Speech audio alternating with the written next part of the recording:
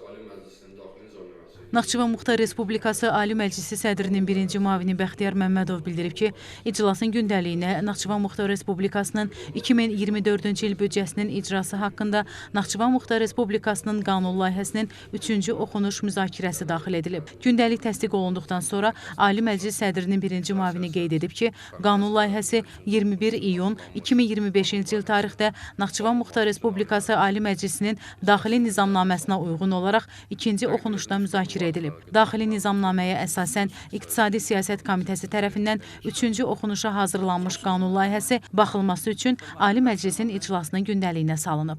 Qanun layihəsi ilə əlaqədar Ali Məclisin İqtisadi Siyasət Komitəsinin sədri Emin Şıxəliyev məlumat verib, komitənin rəyini diqqətə çatdırıb.